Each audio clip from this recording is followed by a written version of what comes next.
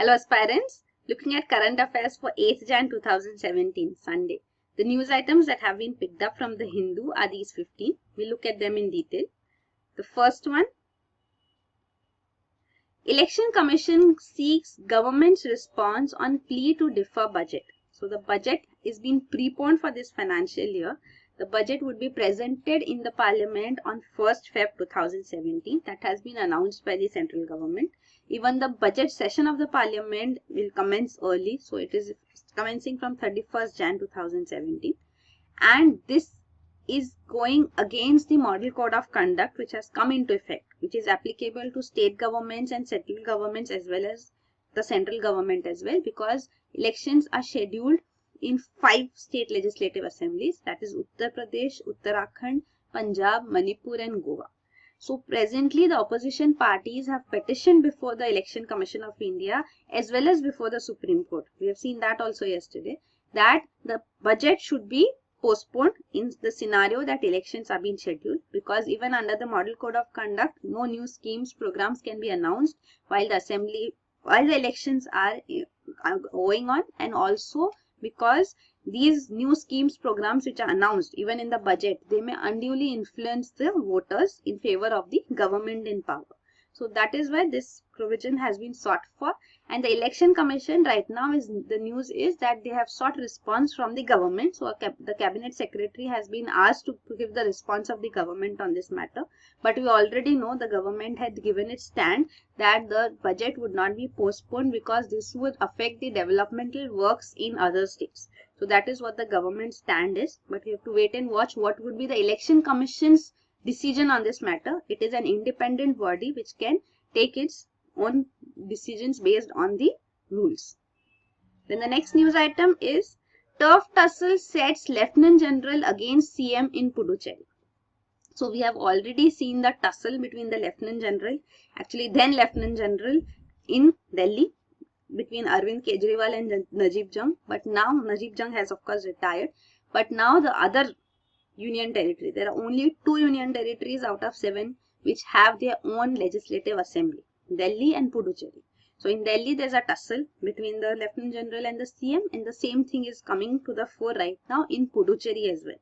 So in Delhi it is the Aam Aadmi Party, AAP in power, and in Puducherry it is the Congress government in power, and the Lieutenant Generals which are appointed are same as governors who are appointed in states, so they are appointed by the centre. So they hold power, the post till the desire of the president.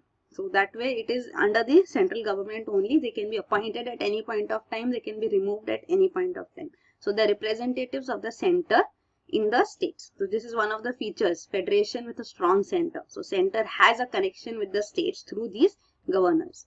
Now the thing is, in case of states it is one matter, but in case of union territories the scenario becomes much more complicated, because union territories are to be directly governed by the centre. So that's what it is, that they are territories under the union. So union government, central government have direct control and administration over these constituencies. But then the union territories with their own legislative assemblies have a difficult situation because they have a directly elected government. The other 5 union territories like Andaman and Nicobar Islands, Dadra and Nagar Haveli and so on, they don't have their own directly elected government. They are directly under the Lieutenant Governor. But in these 2, there are directly elected government, there is a proper legislative assembly, there is a chief minister, there is a complete cabinet. So in such a scenario, a union territory having a legislative body and an executive coming out of it, what should be its relation with the central government? And especially as its representative, the Lieutenant General. So this complicated relation again is coming to the fore in Puducherry as well. So in this scenario, what has happened is the Lieutenant General of Puducherry is former IPS officer Kiran Bedi, and she had set up her WhatsApp group. So in this WhatsApp group, all officials, cadre officials were part of Puducherry Civil Services officials were members, and one of the members posted an indecent lewd video on this group, and because of this action, the Lieutenant General, she suspended the officer. So this went against the liking of the government, Puducherry government, and the government issued a circular in this has happened recently. On 2nd Jan 2017, the circular came out, and in this circular, they prohibited the use of social media for interaction with seniors, bypassing the administrative hierarchy and the routine official channel. So this was the this was the Puducherry government standpoint, and as a response to this, so it was of course actually targeted at this, social media being used for all officers to come together and have a discussion, have a say, know about things. But then this went against the administrative hierarchical structure too, because you have to respond to the immediate office, senior above you. You can't go directly to the top official. So there's a hierarchy which has to be followed as well. So anyway, this was just a reason on paper being given. But then after that, the Lieutenant General cancelled this circular of the central government, saying that this circular was issued in contravention to the guidelines, rules and policies which are in force. So giving its own viewpoint, giving its own reasons, the Lieutenant General cancelled this circular. So now again the scenario is still complicated, because even the official who had been suspended, that official is actually an election commission officer under election commission. He is actually a electoral registration officer. So he actually comes under Election Commission of India. So even Election Commission of India put forth its views that how can the Lieutenant General suspend an officer even without taking them into consideration. So they have revoked the suspension order. So the Election Commission has stayed the suspension order of the Lieutenant Governor. So presently this is the status in Puducherry. So of course we'll hear more about it too. So this shows the complicated nature in these union territories. So the only way out may be that either they don't have, their union territories do not have directly elected bodies, and if they are mature enough and can have their own legislative bodies, then they should not have this complicated relation with the center. They should be as good as states. Now Puducherry also is a union territory. Puducherry, if you look at the map, this is Puducherry. It comprises of these major constituents. Here you have Puducherry proper. Then this is Karaikal. These lie in Tamil Nadu region, you can see. Part of Tamil Nadu, means it's surrounded by Tamil Nadu. It's not within Tamil Nadu. This is Mahe, surrounded by Kerala. And this is Yanam. So 4 major constituents together form Puducherry, the union territory. Now why are these 4 different constituents a separate union territory? Rather they should be integrated. If Kerala was formed as a state, then this part should have been integrated with Kerala state. But that has not happened. The reason being that Puducherry, these regions were not under British rule before independence. Neither they were princely states nor they were British territories, British India provinces. They were under French rule. So the French were in power in these regions, and the entire administrative setup, the administrative language, French being used here, the culture, cuisine is quite different. So that is why at the time of independence too, they were still under French rule only. So that's why they were kept as separate union territories, and post their independence from France also, they continue to stay as separate territories. So this is the union territory Puducherry. The next news item is Gujarat will be Defence Service Hub. So Vibrant Gujarat Summit is conducted annually. So it attracts investments in Gujarat as a state. Its Chief Minister says that it is a manufacturing base, a leading manufacturing base in the country, with pharmaceutical and petrochemical industry, textile industries, automobile industries having a major stake here. Plus also now they say that they are going to diversify in becoming leaders in international financial services too, and defense equipment manufacturing. So they are attracting investors to Gujarat. So that is why this Vibrant Gujarat Summit is held annually. So this was done even when Prime Minister of India Narendra Modi was Chief Minister. So since then it has started.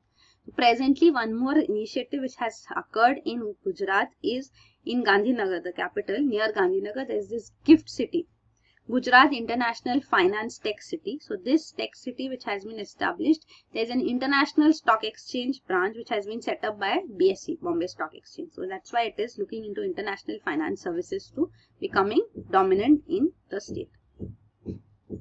The next news item is Indian scientists develop a novel approach to diagnose retinal diseases. So retina is the part of the eye at the back in the eyeball, and this retina comprises of a number of layers. So there is this diabetic macular edema. So edema is a general scientific term which means swelling.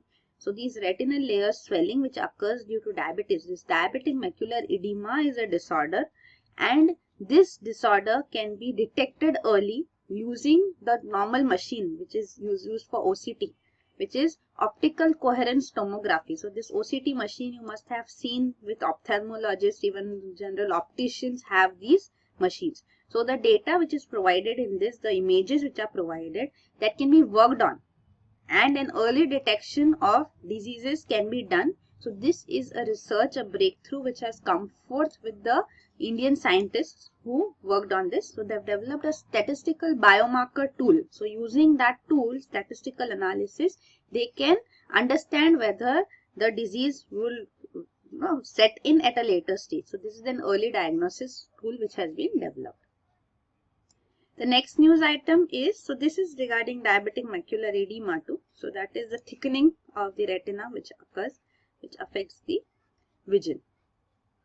Then the next news item is a fully biocompatible cell level motility engine developed. So this is a group of scientists from Chennai who have developed a system which comprises of nano-sized particles. So these are colloidal particles which can move in a viscous liquid like blood. So a little thick liquid, viscous means a little thick. So this liquid, they can move in this without any external energy. So they have various components. So these are colloidal particles which also include small pieces of magnetite. So when a magnetic field, a very small magnetic field is applied, which is safe for the human body, then it can be moved in the direction as desired.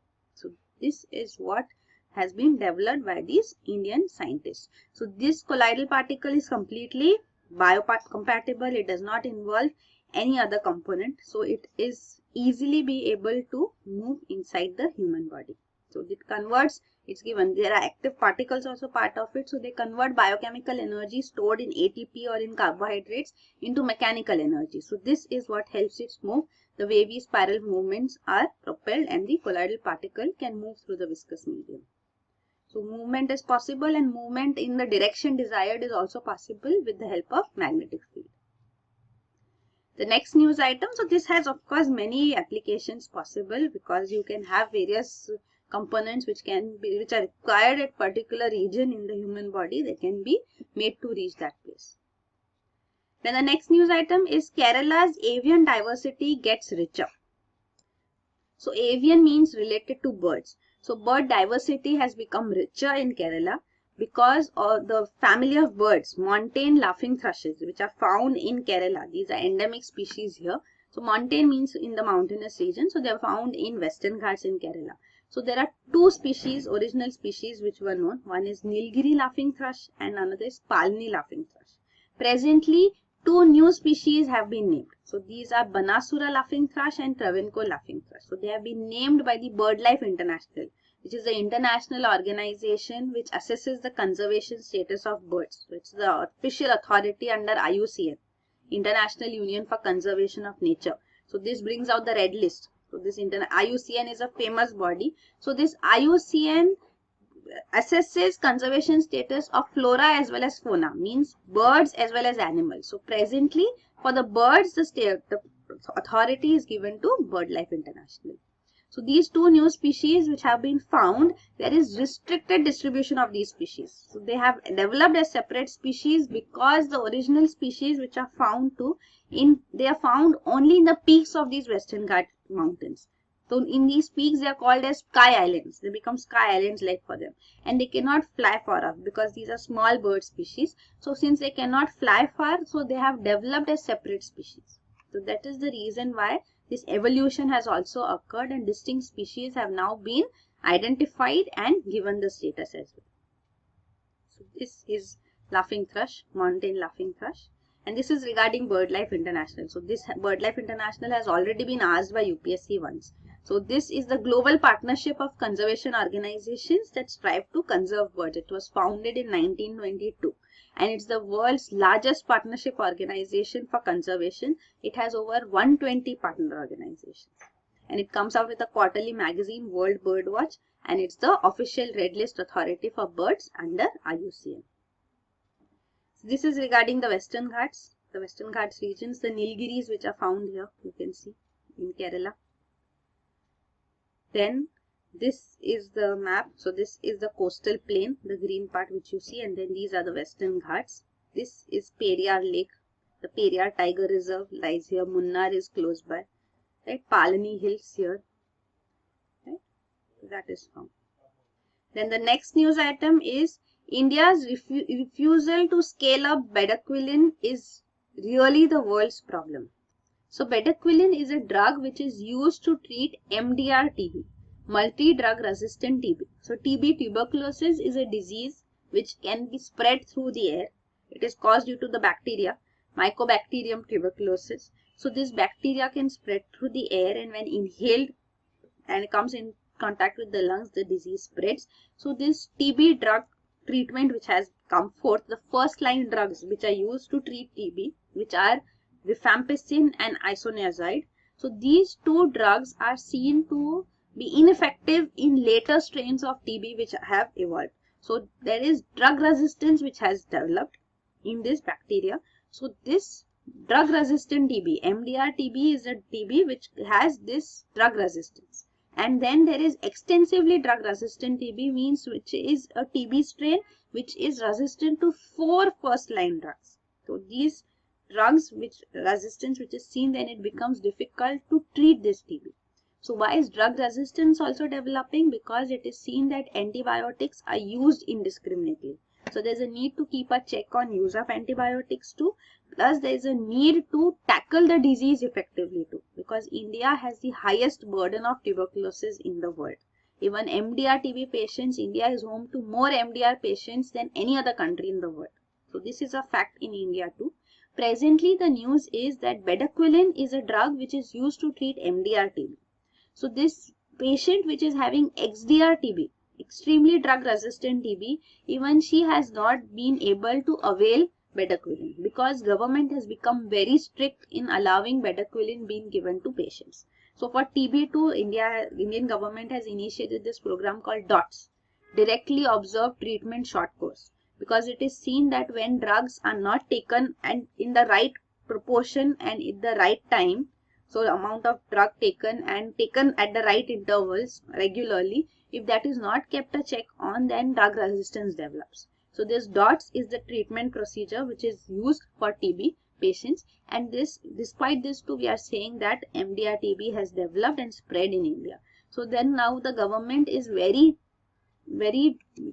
miserly, you can say, in giving this medicine to patients freely. Only 6 centers all over India are allowed to provide this bedaquiline medicine to patients, and that too there are stringent norms to whom it would be allocated. So this is the whole article on that how this is also not in the interest of the people. So this girl has gone ahead to the court filing a petition against the government for her not being able to avail the medicine which is required. It's a life-threatening situation right now for her, and she's not provided the medicine.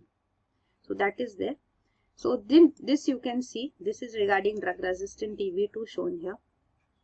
Right? It's generally seen that in poor countries, number of patients are very high. So even adequate food and other provisions also do wonders for treatment of the disease as well, or at least preventing the disease. So this you can see, drug resistance is caused due to incorrect prescription, erratic supply of drugs, poor quality of drugs, and patient not adhering to the course. Then this is regarding bedaquiline, which has been developed. So this is a new drug which has been developed, and these are the 6 centers in India where it is allowed. So this is Mumbai, 2 in New Delhi, Ahmedabad, Guwahati, and Chennai. So these are the only places where this drug is available and can be availed from. So this is in news. Then this bedaquiline got approval itself in Jan 2015 only. So World Health Organization has provided an interim order on use of this bedaquiline for MDR TB. So it can be administered only for multi-drug resistant TB under DOTS. So this now the interview which had gone ahead on this, in this it came forth that government has this fear of antibiotic resistance developing. So is the government's fear justified? So the point of view which came forth was that yes, it can be antibiotic resistance which may develop, But if the drug is not provided at all, in cases where it is urgently required to, then that may also be counterproductive, because if the drug is given at a very severe stage, when the chances of survival and chances of the drug being effective reduces, then further drug resistance would develop. So you can't wait for very extreme case and only then you would provide the drug. It's an MDR TB drug. It should be provided in those cases. So that is mentioned here. Then the next news item is Sri Lanka's next big fight. So this is regarding chronic kidney disease of unknown etiology. So this is next big fight because Sri Lanka has been able to effectively tackle malaria. So malaria has been eradicated from Sri Lanka. But then the next disease which it is looking ahead to is CKD-U. So chronic kidney disease, this has resulted in fatalities too. People have died because of this disease. So this CKD-U, U is of unknown etiology, means the cause of this chronic kidney disease is not known. So chronic kidney disease occurs due to various reasons. So it's like hypertension, even in diabetes, kidney disease occurs. So chronic kidney disease does occur. But this CKD-U is what is baffling people all over the globe. And this has been, incidents have occurred in some regions across the globe. And especially it is seen that it is the farmers, people working in the farms who have been affected by this disease, chronic kidney disease of unknown etiology. So these are farmers in Central America working on sugarcane farms which have been affected.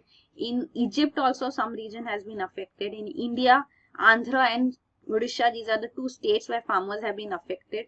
And Sri Lanka is another island nation where this disease has occurred. So this has been in news. In Sri Lanka too, it has been widely prevalent since 2014, this mysterious kidney disease among farmers. So now Sri Lanka is working towards tackling this on the same scale as it has been able to successfully eradicate malaria. And the symptoms in this disease, also chronic kidney disease, are not widely evident. So that results in the disease manifestation occurring in the final stages when it's very difficult to have a cure. So that is one aspect which needs to be worked on, that early detection can take place. So these are countries with CKD-U and countries that first reported the cases here in Central America. So first reports came from El Salvador and Nicaragua in Central America. So the next news item is healthcare data is ailing. So data related to healthcare in India suffers because of quality, periodicity and coverage. So coverage, there is sub-state level coverage which is required, which is not there. Then it requires periodicity, means it should take place at regular intervals. Even National Family Health Survey, the 4th National Family Health Survey is taking place after a gap of 9 years. So that does not help in mid-course correction in a disease, whatever strategy has been adopted. So if that data itself later is not available, then how can you evaluate and have mid-course correction done?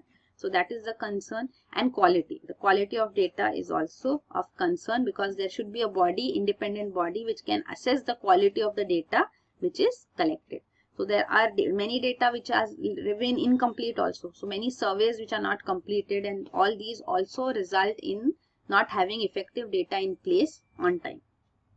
So this is regarding that. The next news item is India-Portugal signed defense agreement. So India and Portugal have signed this defense agreement for joint production and development of niche weapons systems. So niche is a term which means in a particular region, small area of concern which is there, in which joint development can take place. Means it's not something which is widely globally used, but for specific purposes, some weapon systems which need to be developed. So joint development can be undertaken in this. So Portuguese Prime Minister Antonio Costa is on a visit to India, and during which these agreements have been signed along with the defense agreement. Even Antonio Costa, this is the time for Pravasi Bharatiya Divas celebrations going on. So he has also said that he has his roots in India. He had his childhood in Goa. Plus he claims to be the first person of Indian origin to become the head of an European country. So he is the Prime Minister of Portugal. So that is there. It supports Portugal supports India in all its multilateral plans under various technology regimes, including the MTCR, of which India has just become a member. Then the next news item is India can emerge a superpower, Suriname. So this Suriname is a country in South America. So Suriname, French Guiana, these are the countries where we saw Indian indentured laborers being taken for to work in this sugarcane farms. So there was ban on slavery then here. That's why there was need for laborers here, and Britishers took laborers from India. So there were indentured laborers who reached South America and have since then settled here. So they were majorly from Uttar Pradesh and Bihar during the period between 1873 to 1916 that they reached here and stayed back as laborers. So these descendants of these are the ones which are there in these countries presently too. In Suriname, it is said 30% of the country's population are Indians. So that is there, and plus they hold key posts too in the country. So Suriname Vice President is also of Indian origin. So he has been talking of India supporting Suriname to passing on nature friendly technology to Suriname to enable it to compete in the global market. So asking for assistance from India. Then the next news item is regarding Sri Lanka. 21 injured following protests against Chinese project. So Sri Lankan government is presently inaugurating an industrial zone which is being developed near the port city Hambantota. So Hambantota, you should know, has been given on lease, a 99-year lease to a company in which Chinese companies have 80% stake. So 80% ownership, major ownership is with China. So this Hambantota port city has been developed by Chinese investment of around $1.2 billion. And now an adjoining region in this area is developed as an industrial zone. So this private land which has been taken over is not liked by the villagers, because of which they are protesting against this project. So this industrial zone inauguration has been protested against right now. But China says that here too will invest around $5 billion in this region in the next 5 years. And many new industries will come up which will result in lakhs of new jobs which will be generated for the locals as well. But then the protests are going on for acquisition of private land which is being undertaken presently. So this is in news. So despite the protests, the inauguration did take place and the Sri Lankan Prime Minister as well as Chinese ambassador were present here. So this is Hambantota, which you can see, the port city which has been developed with Chinese investment. Then the next, this is regarding other investments too. Even Hambantota is considered to be part of the string of pearls theory, which of course China does not agree to, but India believes is being done, that China is developing ports stations along the Indian Ocean, so trying to encircle India as well. So this is Gwadar in Pakistan, Hambantota in Sri Lanka, then in Bangladesh the port developed, the Gong port facility being developed, in Myanmar too the port being developed, and of course it has its presence in the South China Sea as well. So this is the string of pearls theory which is put forth for Chinese political and military influence and presence on these important routes. These are even important sea routes here passing through this region, Southeast Asia. Then the next news item is ATM credit cards will become irrelevant by 2020. So this is Niti Aayog CEO Amitabh Kant who says that later it would be only the thumb and the mobile phones which can be used for digital transactions. So with Aadhaar enabled technology coming into effect and becoming prevalent, then there will be no need for ATM, debit credit cards, no ATM machines would be needed, not even POS systems would be needed. So all these would become redundant in a few years. He says by 2020 they would become redundant, because there is, as we have heard him say earlier, to disruption in financial technology. There's a huge disruption which is taking place, means new technologies are emerging which are completely disrupting the older systems which are already in place. So this, he says that India is in the midst of huge disruption in the world of both financial technology and in terms of social innovation. So such statements can also come up as a question in mains. So you should be aware of in what context and what do they actually mean. Then the next news item is China setting up highest altitude telescope close to LAC, line of actual control. So China is developing world's highest altitude gravitational wave telescope in Tibet. So this is at the high altitude and is a region which clear skies and minimal human activity. It's almost uninhabited. So it's an ideal place for setting up the gravitational wave telescopes. So this is very close to LAC, line of actual control, which is in Jammu and Kashmir region. So Aksai Chin region has been taken over by China in Pakistan, in Jammu and Kashmir. So that part, that line is known as LAC, line of actual control in Jammu and Kashmir. So that is one aspect. But apart from that, this has been commissioned in September 2016 itself. And the first telescope which will be work on which has started is named GARI number 1. So there will be more such telescopes coming forth. This will also start functioning in 2021.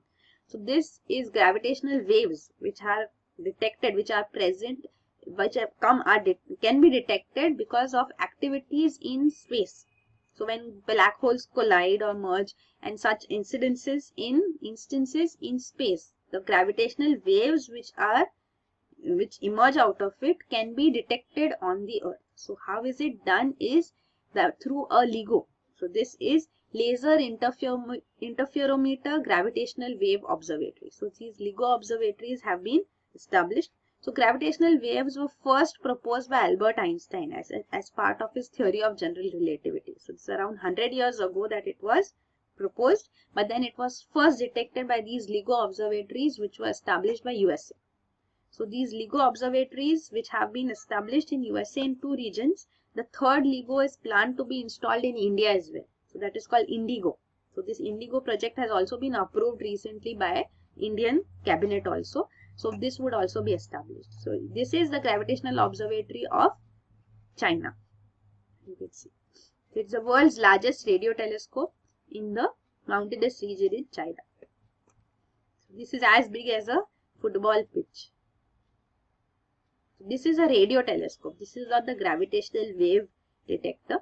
So this radio telescope is also there. At gravitational wave detector which is there, this is the LIGO. So this laser beam is passed. This beam splitter, the prism, results in splitting the beam and 2 mirrors are placed adjoiningly. So this one beam goes here, the other here, and they return back. So if gravitational waves are passing through this passage which you see, if there is a gravitational wave passing through, then the time frame when they will come back and be detected by light detector here, you can see both of them coming back, there will be a difference in the time frame when they arrive. So this very minute difference shows that the gravitational wave passed through at that point of time. So in this way, gravitational waves can be detected. So this is the simplified form of what a LIGO is all about. And LIGO, which will be coming forth in India as well, the place has also not yet been decided. Most probably it would be in the Deccan Plateau. So we'll see.